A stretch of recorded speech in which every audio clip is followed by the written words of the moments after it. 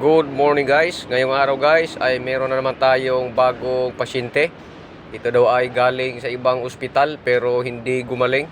Ang unit natin guys for today's video ay isang Ford Ranger 2.0. Ang problema nito guys ay merong usok yung tambutso na hindi normal at palaging naka-check engine, no? So pangatlo na tayo guys dito.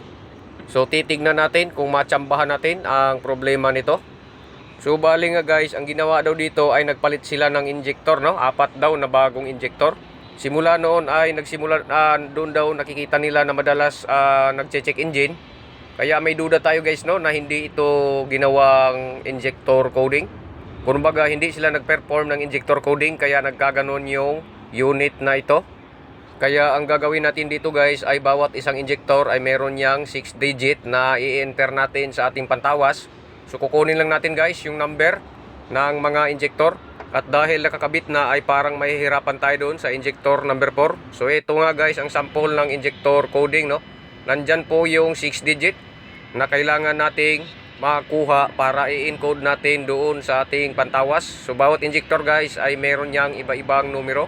Medyo may kaliitan guys, no, yung number ng injector. Kaya ano pang hinihintay natin? Simulan na nating manumanuhin ang basa. At dito si Carryworks ay may dalang papel at ballpen. Parang magpapasulat yata ng numero ng waiting, baka sakaling manalo.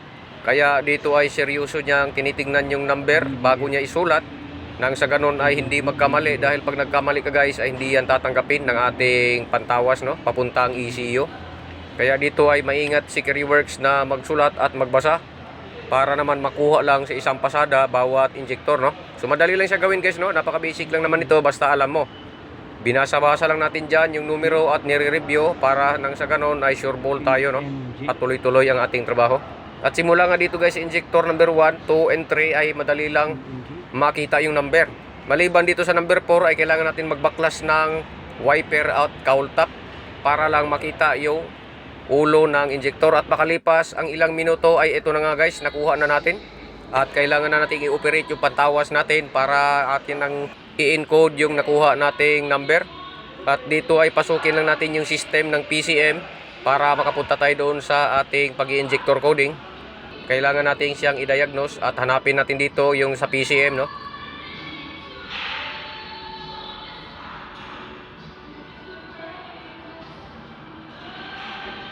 At dito guys, pumasok na tayo sa PCM kung saan natin titignan at hahanapin kung saan tayo pwede mag-calibrate, no, or mag-enter ng ating injector coding.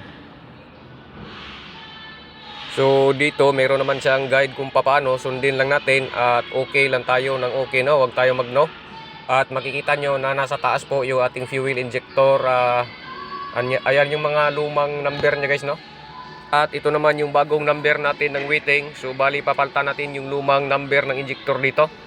So isa-isahin lang natin yan guys, simula sa injector 1 hanggang sa injector 4. So ang gagawin natin dito ay isa-isa nating ipasok yung bagong number at i-type lang natin dito ng mano-mano hanggang sa umabot tayo sa last injector, no. Ang purpose nga pala guys ng injector coding ay para mapanatili ng tama yung ating tinatawag na fuel consumption, no. Kaya nire-register natin yung ating mga injector. Makalipas ang ilang minuto ay ayan na, naipasok na natin yung bagong number dito sa ating ECU. So dahil dyan ay mag yes na lang tayo dyan guys, no, kung ano ang tinatanong mismo ng injector. At dito ay nagkamali pala tayo dito sa last part, no, sa injector number 4. Kaya ulitin natin. Kaya naman pala ayaw mag-enter at may mali pala. So ayan, ito na yung last injector. Ayan, sa wakas guys, nakapasok na rin ang injector number 4, no. Kamali tayo sa letter D, akala natin letter O. So ayan, ito na yung ating kodigo. So naipasok na natin ang bagong number ng ating injectors. So dito ang sinasabi ng pantawas ay reset powertrain control module complete. So okay lang tayo ng okay. Sundin natin kung ano ang gusto at hinihingi ng ating pantawas correction factors have para been sa ganun inputted. ay approve So, para sa kanya ang ating ginawang injector coding. So ayan, ignition off daw. So i-okay natin ng i-okay at ignition off natin. At dito mag-yes tayo ulit para makita natin kung talagang Ayan. Procedure succeed. Procedure succeed na ang sabi ng ating pantawas. So ibig sabihin guys, ayan na, titistingin na natin. At dito guys, makikita nyo na biglang naglaho yung sign ng check engine. So ibig sabihin ay natanggap niya na yung injector coding, no? So good na. At ganun lang guys, kadali ang ating ginawa na hindi man nagawa ng ibang pinagdalhan nito, no, nung una. So ayan, kikita natin dito na kumpleto na yung ating makina. So all goods. At alam nyo na ang kasunod yan guys. At dito nga guys, no, ay nandito na tayo sa kalsada. Nilabas na natin at ni-road test na natin itong ating Ford Ranger. So makikita niyo yung dashboard na wala nang nakailaw na check engine or any warnings. At ABS, nagpalit pala tayo guys, no, ng ABS sensor. At dito natin malalaman kung babalik pa ba yung yung check engine na sinasabi ng may-ari. Dahil sa tuwing binabalik nila ito doon sa kanilang pinagpagawaan ay ginagawa lang daw ng mga yon ay binubura. Tapos okay na daw.